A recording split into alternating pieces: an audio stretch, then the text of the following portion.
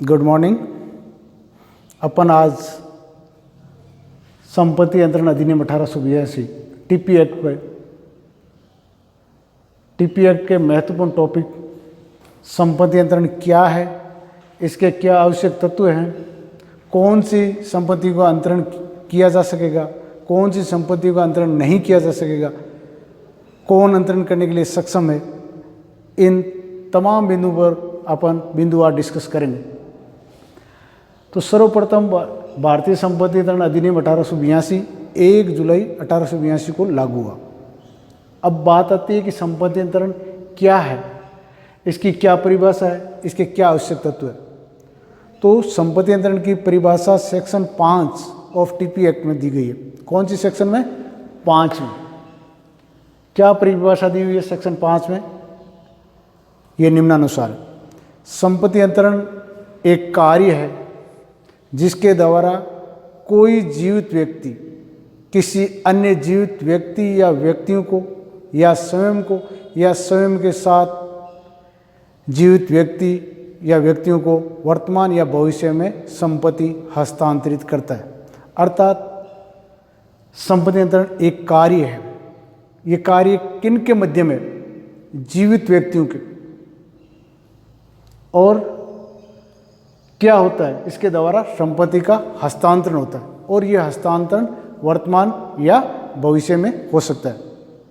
जो सेक्शन 5 में परिभाषा दी गई है, ये संपत्ति अंतरण एक ऐसा कार्य है जिसके द्वारा कोई जीवित व्यक्ति किसी अन्य जीवित व्यक्ति या व्यक्तियों को या स्वयं के साथ किसी अन्य जीवित व्यक्ति या व्यक्तियों को वर्तमान या भविष्य में संपत्ति हस्तांतरित करता है। अर्थात संपत्ति अंतरण एक कार्य है, कार्य जीवित व्यक्तियों के मध्य है और इसके द्वारा संपत्ति का हस्तांतरण होता है। अब इस डेफिनेशन का अपन जब विश्लेषण करते हैं तो इसके संपत्ति अंतरण के निम्नलिखित आवश्यक तत्व निकल के आते हैं।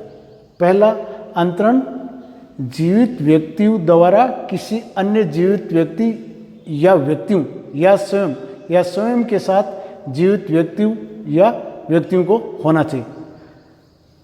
मतलब संपत्ति अंतरण के लिए पहला आवश्यक तत्व क्या है? क्या कार्य किया जाना चाहिए, किन के मध्य होना चाहिए कार्य? ये कार्य जीवित व्यक्तियों के मध्य होना चाहिए।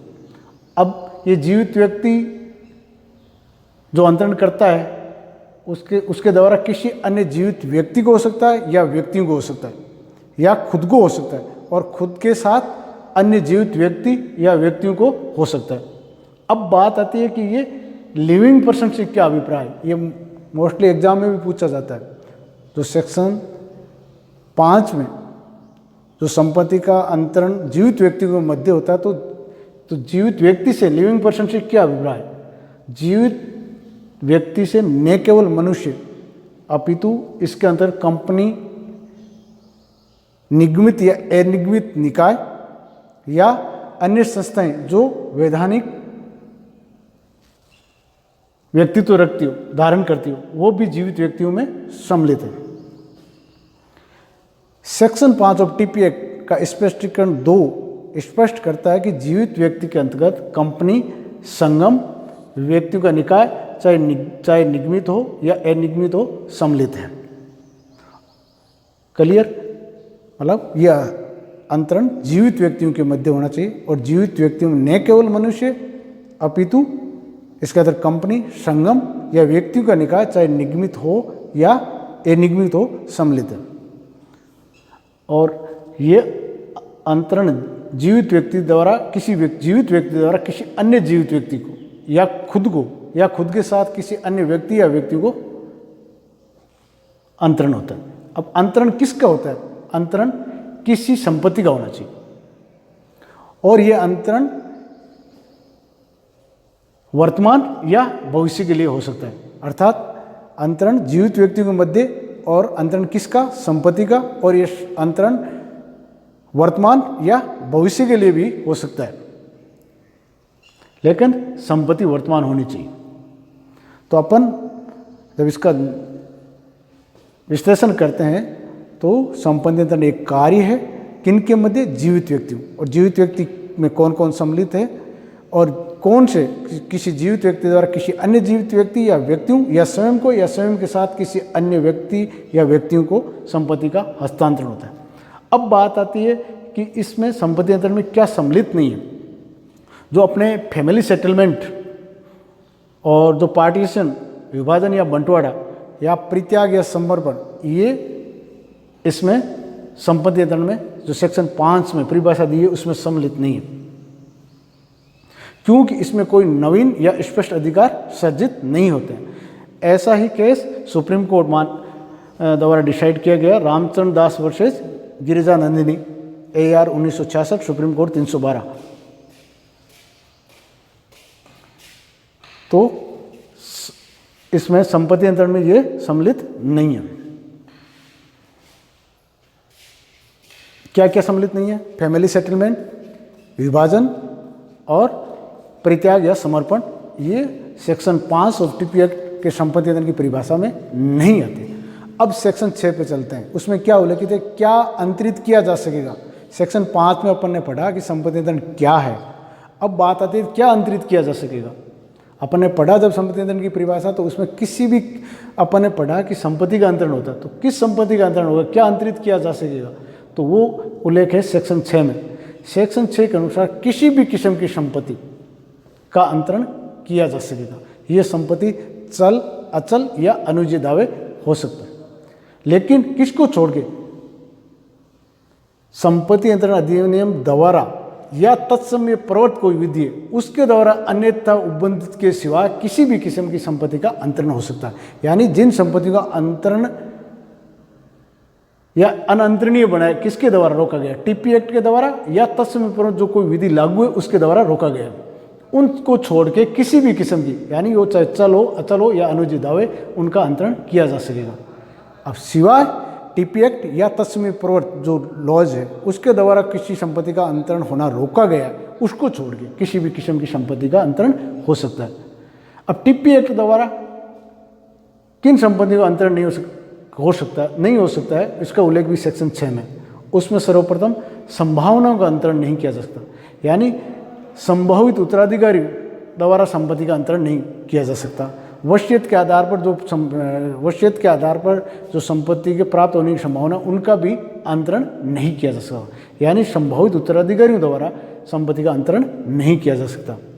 या पश्चातवर्ती शर्त भंग होने के कारण पुनः प्रवेश का अधिकार को भी अंतरित नहीं किया जा सकता। शुक्राचार को भी अधिष्ठायी स्थल से पृथक करके अंतरण नहीं किया जा सकता। ये किसके द्वारा रोका गया, TP एक्ट के सेक्शन 6 में। किन को संभावनाओं का अंतरण, यानी उत्तराधिकारी के होने की संभावना मात्र को या उत्तराधिकारी में जो संपत्ति प्राप्त होने की संभावना है उसका अंतरण नहीं किया जा सकता। दूसरा, पश्चातवर्ती शर्त भंग होने के कारण पुनः प्रवेश का अधिकार भी अंतरण नहीं किया जा सकता। शुक्राचार को भी अधिष्ठायी स्थल से पृथक करके अंतरित नहीं किया जा सकता। और जो अधिकार व्यक्तिगत अधिकार का किसी व्यक्ति को व्यक्तिगत रूप से प्राप्त है उनका भी अंतरण नहीं किया जा सकता। भावी भरण पोषण का अधिकार जो फ्यूचर में प्राप्त होने वाला, उसका भी अंतरण नहीं किया जा सकता। मात्र वाद लाने का अधिकार भी अंतरण नहीं किया जा सकता। लोक पद का भी अंतरण, जो पद लोक प्रकृति के उनका भी अंतरण नहीं किया जा सकता। ऐसा अनत्या वर्सेस सुब्बा राव के केस में भी डिसाइड किया गया। और पेंशन अथवा वर्तिकाओं का भी अंतरण नहीं किया जा सकता। प्रकृति के प्रतिकूल या विधि के विरुद्ध अंतरण जो सेक्शन 23 और कॉन्ट्रैक्ट एक्ट में जिनको प्रकृति के प्रतिकूल या विधि के विरुद्ध जिनका अंतरण माना गया, उनका भी अंतरण नहीं किया जा सकता। अब बात आती है सेक्शन 7 में। ये अंतरण करने में सक्षम कौन है? हर व्यक्ति जो संविदा करने के लिए सक्षम है वो अंतरण करने में सक्षम माना गया। संविदा करने के लिए सक्षम कौन है? जो वयस्क हो, सवस्थित हो या उसको अन्यथा संविदा करने के लिए निर्हित घोषित नहीं किया गया। ऐसा अपन ने संविदा अधिनियम के टॉपिक में भी अपन ने डिस्कस किया था। तो अंतरण करने के लिए TP एक्ट के तहत अंतरण करने के लिए सक्षम कौन है? हर व्यक्ति जो संविदा करने के लिए सक्षम है और जो अंतरणीय संपत्ति का अंतरण करने का हकदार है। दो चीज़ें, वो संविदा करने के लिए सक्षम होना चाहिए या अंतरणीय संपत्ति का अंतरण करने का वो हकदार होना चाहिए।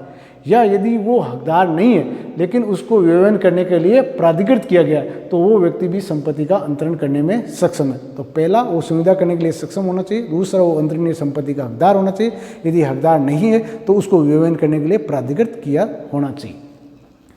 तो अपन ने इसमें बड़े रूप से टीपी एक्ट में आज महत्वपूर्ण टॉपिक पर अपन ने विश्लेषण किया है, जो मोस्टली कंपटीशन एग्जाम में भी पूछा जाता है। छोटे ऑब्जेक्टिव टाइप क्वेश्चन में भी पूछा जाता है और बड़े क्वेश्चन में भी पूछा जाता है कि संपत्ति अंतरण क्या है, इसके क्या आवश्यक तथ्य हैं, कौन सी संपत्ति का अंतरण किया जा सकता है, कौन सी संपत्ति का अंतरण नहीं किया जा सकता। तो सेक्शन 5 में संपत्ति अंतरण की परिभाषा दी हुई है। क्या परिभाषा? संपत्ति अंतरण जीवित व्यक्तियों के मध्य संपत्ति का हस्तांतरण है, जो वर्तमान में या भविष्य में भी हो सकता है। अब जीवित व्यक्ति के अंतर्गत कंपनी, संगम, व्यक्ति का निकाह चाहे निगमित या अनिगमित हो, सम्मिलित है। और ये जीवित व्यक्ति कौन हो सकते हैं? किसी जीवित व्यक्ति द्वारा किसी अन्य जीवित व्यक्ति या व्यक्तियों को, या स्वयं को, या स्वयं के साथ किसी अन्य जीवित व्यक्ति या व्यक्तियों को हो सकता है। और क्या सम्मिलित नहीं है? इसमें अपन फैमिली सेटलमेंट, डिवाइडेशन या पार्टीशन, ये जो परित्याग या समर्पण, ये सम्मिलित नहीं है। कौन किन संपत्तियों का अंतरण किया जा सकता है? किसी भी किस्म का, सिवाय किसको छोड़ के? टीपी एक्ट द्वारा या तत्सम प्रवृत्त किसी प्रवृत्त विधि द्वारा जिनका अंतरण होना रोका गया, उनको छोड़ के किसी भी, चाहे चल हो, चाहे अचल हो, चाहे अनुजिदा हो, उनका अंतरण किया जा सकता है। अब टीपी एक्ट में कौन सी संपत्ति का अंतरण रोका गया? उसमें ये है संभावनाओं का अंतरण, उत्तर शर्त भंग होने के कारण पुनः प्रवेश का अधिकार मात्र, अधिष्ठायी स्थल से अलग सुखाचार का, व्यक्तिगत अधिकार का अंतरण, भावी भरण पोषण का अधिकार, मात्र वाद लाने का अधिकार, लोकपद, पेंशन अथवा वर्तिकाओं का अंतरण नहीं किया जा सकता, प्रकृति के प्रतिकूल या विधि के विरुद्ध अंतरण नहीं किया जा सकता। सेक्शन 7 में अपन पढ़ा कि अंतरण करने में सक्षम कौन है? हर व्यक्ति अंतरण करने में सक्षम है अगर वो यदि संविदा करने के लिए सक्षम है और अंतरणीय संपत्ति का हकदार है, या हकदार न है तो उसको व्यवहार करने के लिए प्राधिकृत किया गया। थैंक्स।